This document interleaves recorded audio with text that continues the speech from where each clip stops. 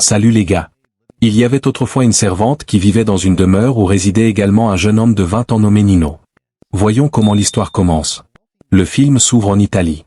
Un homme fortuné nommé Ignazio vient de perdre son épouse, et c'est aujourd'hui le jour des funérailles. Toute la famille est en deuil. Désormais, toute la responsabilité d'élever ses 3 fils repose sur les épaules d'Ignazio. Il est profondément triste, s'interrogeant sur ce que sera son avenir sans elle. Le fils aîné d'Ignazio, Antonio, a 22 ans, le second, Nino, en a 20, et le plus jeune est Angelo. De nombreux parents sont venus rendre un dernier hommage à Margaret. Pourtant, à y regarder de plus près, on n'a pas vraiment l'impression que la perte les afflige. Même Ignazio ne semble pas si brisé, c'est comme s'il feignait seulement le deuil. Pendant que tout le monde assiste aux obsèques, l'attention de Nino dérive vers sa voisine, Carlo. Nino est d'un tempérament très romantique. Bien que sa mère vienne de s'éteindre, il est déjà occupé à admirer les autres. Plus tard, lorsqu'ils rentrent tous à la maison après l'enterrement, une femme s'y trouve déjà. Elle a préparé le petit déjeuner et nettoyé la maison pour eux. Au début, personne ne sait qui elle est. La femme se présente alors, « Je m'appelle Angela. Avant de mourir, Margaret m'avait appelé ici pour travailler. Aujourd'hui devait être mon premier jour. » Tout le monde apprécie Angela. Ignazio et ses fils acceptent qu'elle vive désormais avec eux. Les jours passent et Angela s'intègre à la famille. Chaque matin, elle prépare le petit déjeuner pour Ignazio et ses fils et prend soin du petit Angelo. Nino est particulièrement séduit par son charme. Chaque fois qu'Angela lui apporte son repas, il est aux anges. La nuit, Angela laisse le plus jeune fils dormir à ses côtés, sans aucune intention déplacée. Angela est, en vérité, une femme simple et calme. Pendant ce temps, le côté malicieux de Nino se manifeste à l'école. Un jour, il mélange secrètement de la crème glacée dans l'eau de son professeur et s'en vante plus tard auprès d'un ami.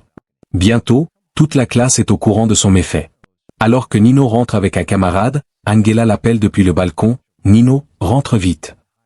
En la voyant, l'ami de Nino s'interroge avec surprise.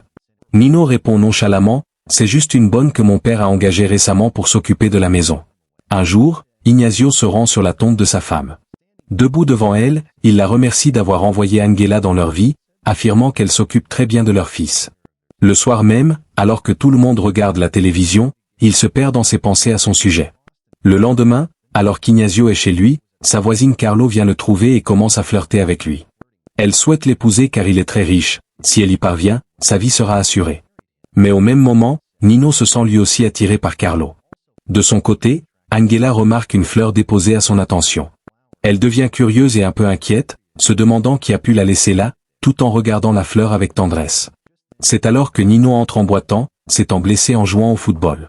Angela soigne doucement sa plaie et le réconforte. Nino la supplie de ne rien dire à son père pour lui éviter une réprimande.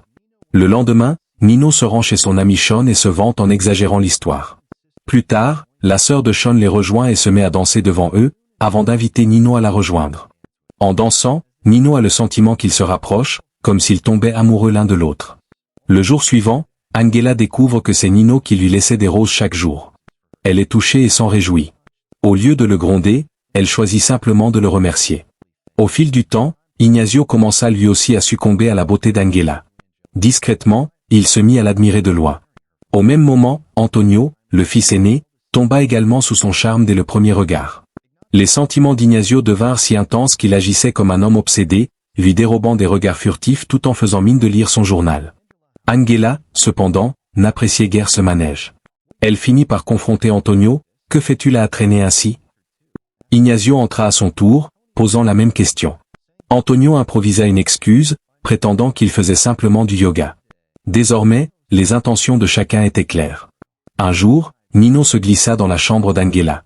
Une fois à l'intérieur, il observa son lit, toucha ses affaires et s'imagina ce que cela ferait si Angela l'aimait en retour. À cet instant, Angela apparut sur le seuil et observa la scène en silence. Mais au lieu de le réprimander, elle se contenta de sourire et s'en alla. Plus tard, Angela prit un jour de congé pour s'absenter. Ignazio soupçonna qu'elle partait rejoindre un petit ami, mais Angela lui assura, « Je n'ai personne dans ma vie. » En entendant cela, Ignazio, transporté de joie, lui demanda immédiatement sa main. Angela ne répondit pas, mais Nino, qui avait tout entendu, se sentit profondément blessé. Après le départ d'Angela, la voisine Carlo, ou Marlo, arriva et commença à courtiser Ignazio, l'invitant même chez elle, mais Ignazio n'avait d'yeux que pour Angela. Le lendemain, alors qu'Antonio plaisantait et s'amusait avec Angela, Nino fit irruption et l'interrompit brusquement, provoquant une bagarre. Angela tenta de les calmer, mais Nino, plus jeune et plus chétif qu'Antonio, perdit le combat. Les moqueries cruelles d'Antonio laissèrent Nino le cœur brisé. Plus tard, Angela se rendit dans la chambre de Nino pour le consoler. Elle lui murmura doucement, « Je sais que c'est toi qui me laisses des roses chaque jour, et cela me touche beaucoup. » Cette nuit-là, Antonio se préparait à s'introduire dans la chambre d'Angela pour la rejoindre. Au même moment, Ignacio s'apprêtait lui aussi à aller la voir. Nino, voyant les deux hommes sur le point d'agir, fut pris d'angoisse. Pour les stopper, il eut une idée, il saisit une bouteille en verre et brisa la vitrine de la boutique en bas. L'alarme hurla, réveillant toute la maison. Les plans d'Antonio et d'Ignacio tombèrent à l'eau. Le lendemain matin, la police inspecta les lieux et rapporta que rien n'avait été dérobé. Ignacio refusa de porter plainte.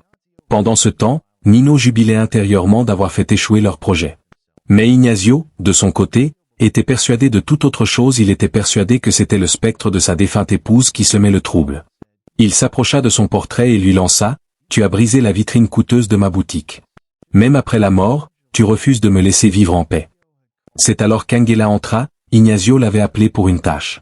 Fine mouche, Angela suggéra que ce soit Nino qui aille livrer des marchandises chez Marlowe, car elle-même ne souhaitait pas s'y rendre. Nino n'eut d'autre choix que d'obéir. À son arrivée chez Marlowe, celle-ci tenta de se rapprocher de lui de manière explicite, mais le carillon de la porte retentit soudainement, c'était son ami qui débarquait. Nino fut furieux de voir ce dernier gâcher l'instant. Déçu, il quitta la demeure de Marlowe pour rentrer chez lui. Le lendemain, à la suite de ce prétendu incident paranormal, la chambre d'Angela fut déplacée dans une aile bien plus éloignée de celle d'Ignacio.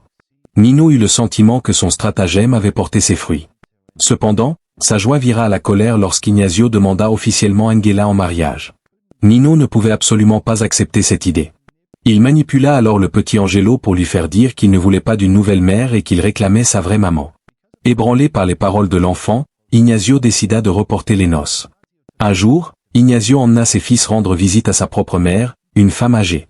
Durant le dîner, il lui fit part de son intention d'épouser Angela. Sa mère fut sous le choc et entra dans une rage noire, elle ne concevait pas que son fils puisse envisager d'épouser une simple gouvernante.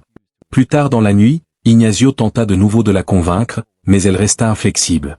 Frustré, Ignacio finit par s'emporter, déclarant qu'il était assez grand pour prendre ses propres décisions et qu'il épouserait Angela quoi qu'il arrive. Sa mère en eut le cœur brisé, mais elle réalisa qu'elle ne pourrait plus s'opposer à lui.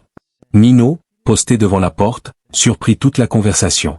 Son cœur sombra, il ne savait plus comment agir. Le lendemain, la famille regagna sa demeure. Une fois sur place, Nino confronta Angela. Il la supplia, « Ne l'épouse pas, n'est-ce pas? Si la famille l'apprend, cela créera de graves ennuis. » Nino ne parvenait pas à comprendre la logique de la jeune femme, il ne désirait qu'elle. Il se rendit à la cuisine pour l'aider dans ses corvées, cherchant simplement à être près d'elle. Angela réalisa alors qu'il s'emportait alors qu'il grimpait sur une échelle. Elle lui ordonna de cesser tout cela. Le cœur brisé, Nino s'éclipsa, car il voulait la conquérir par l'amour et non par la colère. Frustré et furieux, Nino tenta d'en parler à son père, mais Ignacio le réprimanda durement et le renvoya. Le jour suivant, Ignacio rencontra un prêtre pour organiser son mariage et l'invita à dîner. Pendant le repas, Nino s'assit juste à côté d'Angela. Celle-ci se figea. Elle songea à tout révéler à Ignacio, mais craignit que Nino ne soit humilié devant l'homme d'église. Personne d'autre autour de la table ne remarqua quoi que ce soit, trop occupé par le repas. Le prêtre et Ignacio poursuivirent leur conversation. Après le dîner, alors que Nino s'était installé pour étudier, Angela entra dans sa chambre pour faire le ménage. Nino déchira des papiers et les éparpilla, Angela commença à les ramasser un par un. Bientôt, ils se mirent à jouer ensemble, savourant l'instant. Angela se rapprocha alors et admit doucement qu'elle aussi éprouvait quelque chose. Cette nuit-là, Nino se glissa secrètement dans sa chambre, et Angela fut stupéfaite de le voir là. Le lendemain, Nino se rendit chez son ami où il retrouva la sœur de ce dernier. Elle souhaitait apprendre à faire du vélo, et Nino lui donna une leçon. Elle en fut ravie. Mais juste au moment où une certaine complicité s'installait entre eux, l'ami de Nino apparut. Il lui rappela, « Je t'ai présenté ma sœur. Maintenant, tu dois me présenter ta servante. » Nino le chassa avec colère. Le soir, Angela confronta Nino à ce sujet. Il admit avoir fait cette promesse à son ami. Angela le gronda, lui signifiant que c'était mal. C'est alors que le petit frère de Nino se réveilla et Angela partit. Nino l'attendait déjà à l'intérieur. Ils se rapprochèrent à nouveau, mais Ignacio apparut soudainement. Angela réussit habilement à le distraire et à l'éloigner. De son côté, Ignazio était désormais convaincu qu'Angela avait des sentiments pour lui. Plus tard, Ignazio déclara avec fermeté qu'à son retour de voyage, il épouserait Angela. Celle-ci était profondément troublée, elle ne pouvait rejeter Ignazio de front, mais son cœur était ailleurs. Cette nuit-là, en l'absence d'Ignazio, les trois fils et Angela dînèrent ensemble avant de se retirer. Dehors, le tonnerre grondait et les lumières s'éteignirent. Angela, terrifiée par l'obscurité, tremblait. Nino utilisa une lampe de poche pour l'effrayer par jeu, et elle cria de peur. Finalement, le moment qu'il attendait depuis si longtemps arriva. Angela s'abandonna à lui et le rendit heureux. Le lendemain matin, tout semblait normal. Ignazio amena le prêtre à la maison pour célébrer l'union. Nino aida Angela à s'habiller pour la cérémonie et l'escorta jusqu'à l'église. Là, Ignazio et Angela furent mariés. Leur voisine Marlo eut le cœur brisé, mais resta impuissante. Après la cérémonie, tout le monde félicita les nouveaux époux. Ignazio et Angela étaient radieux, mais le cœur de Nino brûlait toujours d'amour pour elle. Quand vint son tour de présenter ses vœux, Nino s'approcha d'Angela. Leurs regards se croisèrent avec une intensité folle. Il l'enlaça chaleureusement, lui murmurant ses félicitations pour son mariage. Et c'est sur ces images que le film se termine. Abonne-toi.